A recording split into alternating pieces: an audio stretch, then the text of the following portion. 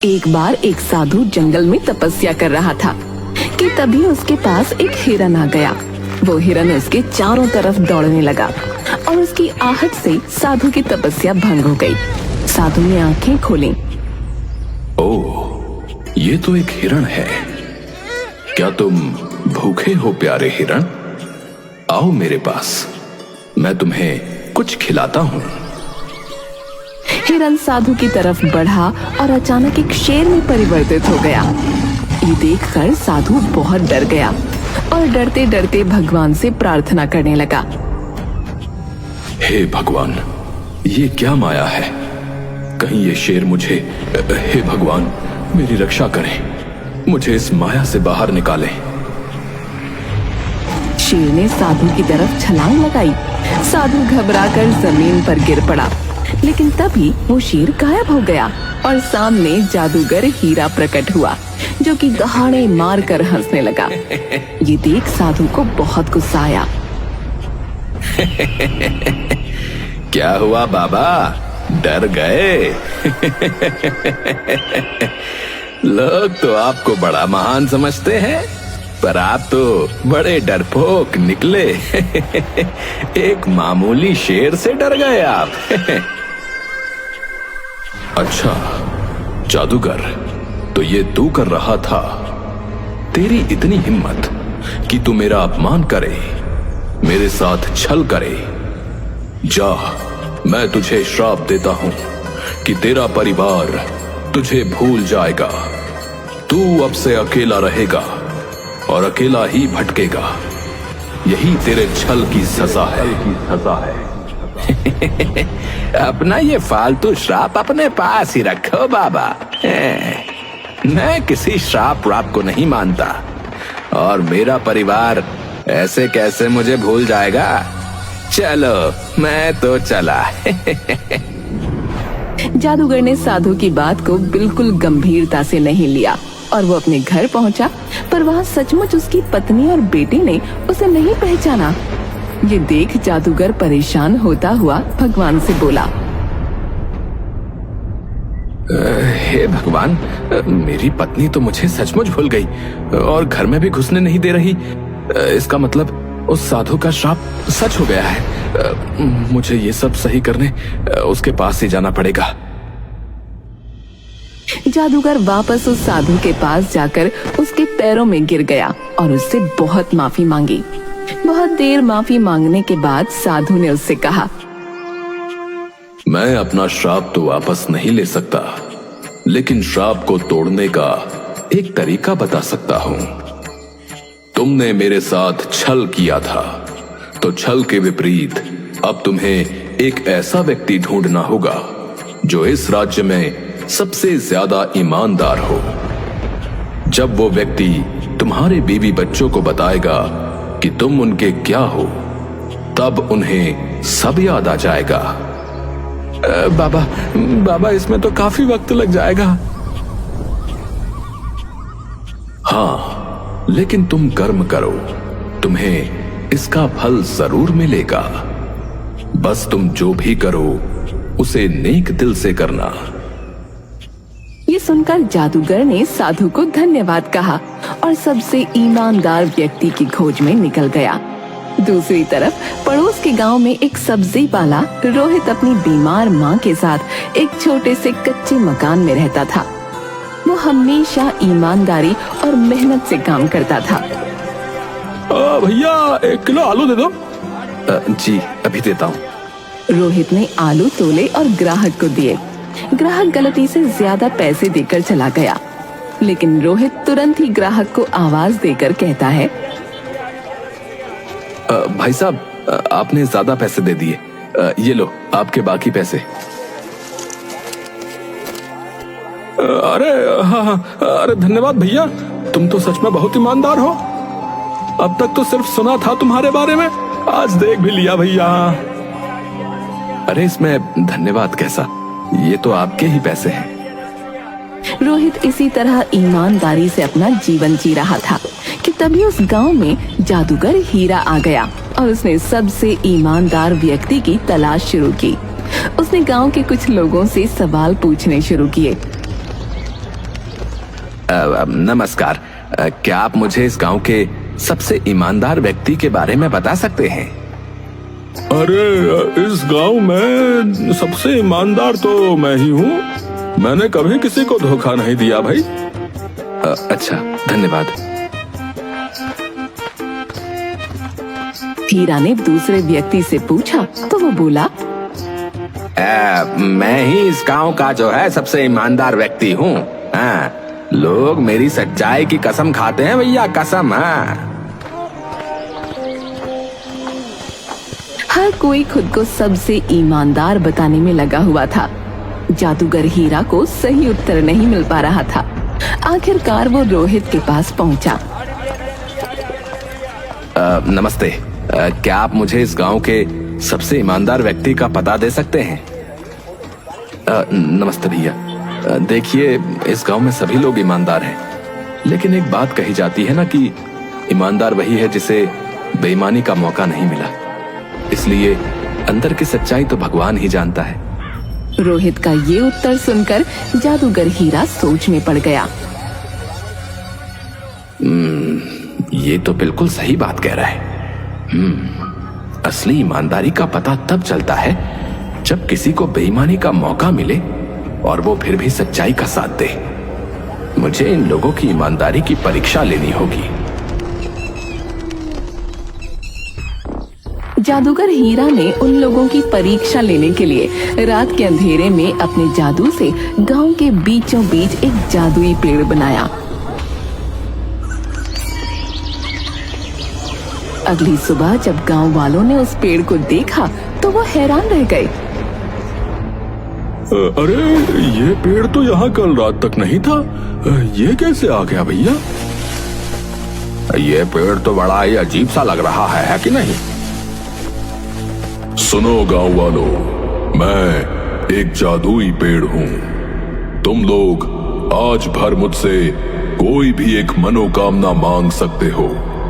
तुम्हें वो सब मिलेगा जो तुम चाहोगे, पर कल मैं गायब हो जाऊंगा। अरे अरे बाप रे, अरे भैया, अरे जादुई पेड़। पहले तो गांव वाले डरे और फिर एक एक करके धागा लेकर आने लगे और पेड़ के तने पर बांधते हुए अपनी मनोकामनाएं मांगने लगे। लेकिन रोहित वहां नहीं आया। अरे अब रोहित कहाँ है? वो क्यों नहीं आया मनोकामना मांगने?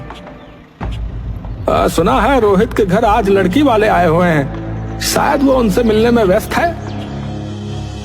रोहित अपने घर पर ही था जहां लड़की वाले उसे देखने आए हुए थे, लेकिन यहाँ भी उसकी किस्मत अच्छी नहीं थी। माफ करिएगा बहन जी, पर मैं ऐसे घर में रिश्ता नहीं कर सकती जहाँ सिर्फ 2 सदस्य हों और उसमें भी एक बीमार हो और ऊपर से आपका बेटा गरीब भी है, इसलिए आप हमें माफ करें। अरे ये आप क्या बात कर रही हैं? मेरा बेटा बहुत संस्कारी और ईमानदार है, ये तो देखिए। संस्कारों से घर नहीं चलते। ये बोलकर लड़की वाले चले जाते हैं और रोहित का दिल टूट जाता है।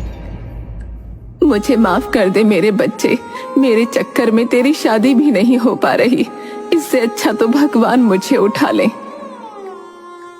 अरे माँ, कैसी बातें कर रही हो? शुभ शुभ बोलो। अरे रोहित, तुम्हारे जीवन में इतने कष्ट हैं, तो तुम जादुई पेड़ पर मनोकामना मांगने क्यों नहीं गए? तुम कौन हो भैया? तुम्हारा शुभ चिंतक हूं। चलो चलकर मनोकामना मांगो।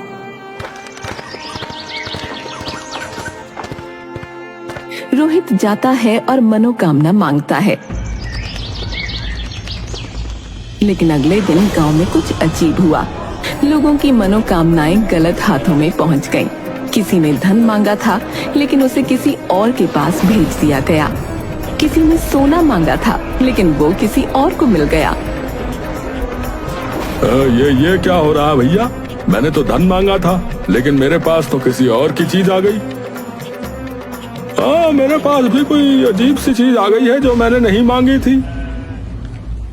रोहित के पास भी एक हीरों का हार पहुंचा, जबकि उसने तो अपनी माँ की सेहत मांगी थी।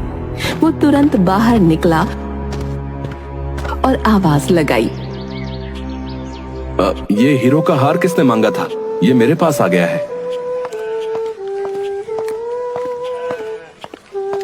मैंने हीरो का हार मांगा था, ये मेरा है। रोहित ने बिना किसी झिझक के वो हीरो का हार उस व्यक्ति को दे दिया। ऐसा करते ही उसकी माँ की सेहत ठीक हो गई। ये देखकर जादूगर हीरा को यकीन हो गया कि रोहित ही सबसे ईमानदार व्यक्ति है। लेकिन तभी और लोग भी बाहर आने लगे जो अपनी चीजें वापस कर रहे थे। अरे मेरे पास ये सोने की ईंट आ गई भैया, ये जिसकी भी है वो ले लो। अरे हाँ, ये मैंने मांगी थी। मेरे पास ये मोतियों से भरा हुआ संदूक आ गया है, ये किसका है?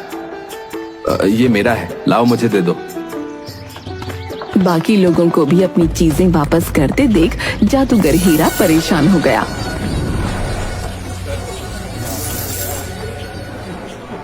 हे भगवान, ये क्या चल रहा है?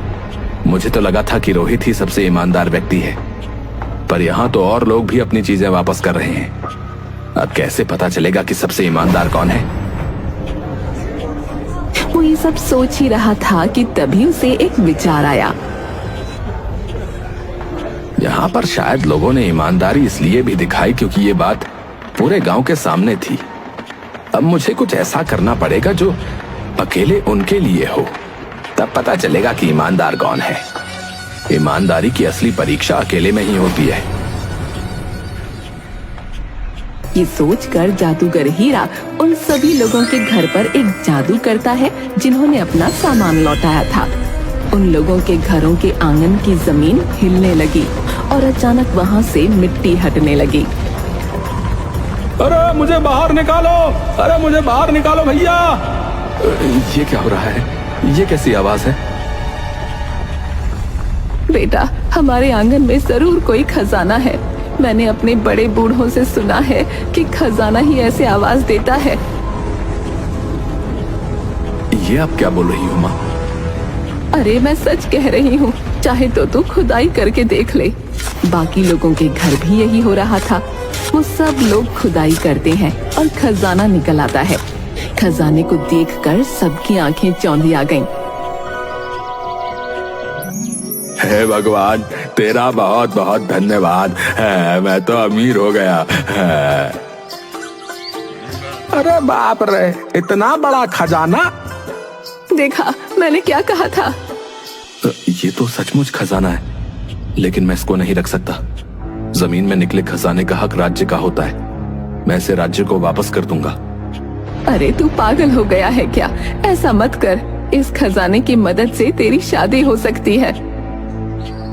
नहीं माँ, मैं जो करूंगा मेहनत और ईमानदारी से करूंगा, ऐसे नहीं। रोहित वो खजाना लेकर घर से निकला और राज्य को वापस कर दिया। ये देखकर जादूगर हीरा को यकीन हो गया कि सबसे ईमानदार व्यक्ति वही है, क्योंकि और किसी ने खजाना वापस न किया था। फिर वो रोहित के पास पहुंचा और उसे पूरी बात बताई। मैंने उस साधु के साथ बहुत बुरा किया, इसलिए उन्होंने मुझे श्राप दे दिया, और इस श्राप को तोड़ने का सिर्फ एक ही तरीका है कि इस राज्य का सबसे ईमानदार व्यक्ति मेरी पत्नी और बच्चे को मेरे बारे में बताए। इसीलिए मैं तुम्हारे पास आया हूँ, क्योंकि तुम ही इस राज्य के सबसे ईमानदार व्यक्ति हो। पर मैं कैसे मेरी इतनी सी बात मान लो, बदले में मैं तुम्हारा जीवन बदल दूंगा, तुम्हें धनी बना दूंगा, जिससे तुम्हारी शादी भी आसानी से हो जाएगी। नहीं नहीं, इसकी जरूरत नहीं है। मैं तुम्हारा काम कर दूंगा, मुझे कोई रिश्वत नहीं चाहिए। रोहित जादूगर हीरा के परिवार के पास गया।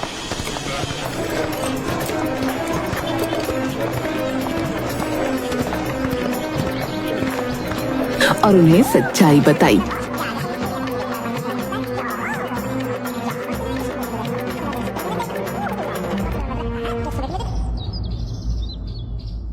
बहन जी, ये आपके पति जादूगर हीरा हैं। इन्हें एक साधु के द्वारा शाप लगा था, जिस कारण आप इन्हें भूल गई थी। रोहित के मुंह से ये सुनकर जादूगर हीरा की पत्नी और बच्चे को सब कुछ याद आ गया। अरे हाँ, मुझे सब याद आ गया। हीरा, तुम कहाँ थे इतने दिनों से? एक हीरा जी, आप कहाँ चले गए थे? जादूगर हीरा ये देखकर खुशी से रोने लगा और उसने उन्हें पूरी बात बताई। धन्यवाद रोहित, तुम्हारी मदद से मेरा परिवार मुझे फिर से पहचान गया। मैं तुम्हारी मदद करना चाहता हूँ, कृपया मुझे करने दो। नहीं, मैंने तुमसे पहले ही कहा था ना, मुझे कोई रिश्वत नहीं चाहिए। तुम्हें कसम है कि तुम मेरे लिए कोई जादू नहीं करोगे। ये बोलकर रोहित वहां से जाने लगा, लेकिन तभी उसकी ईमानदारी से प्रभावित होकर जादूगर हीरा की पत्नी ने कहा, रोहित, आपकी शादी हो गई है क्या? जी नहीं। तो क्या आप मेरी बहन से शादी करेंगे? आप जैसे ईमानदार व्यक्ति से शादी करके मेरी बहन धन्य हो जाएगी। रोहित ये सुनकर हैरान रह गया और उसने हाँ कर दी। और कुछ इस तरह रोहित की ईमानदारी ने उसे न सिर्फ गांव में सम्मान दिलाया, बल्कि एक अच्छा जीवन साथी भी। जादूगर हीरा और उसका परिवार भी फिर से खुशहाल जीवन जीने लगा और रोहित ने अपनी सच्चाई और मेहनत से एक नई शुरुआत की।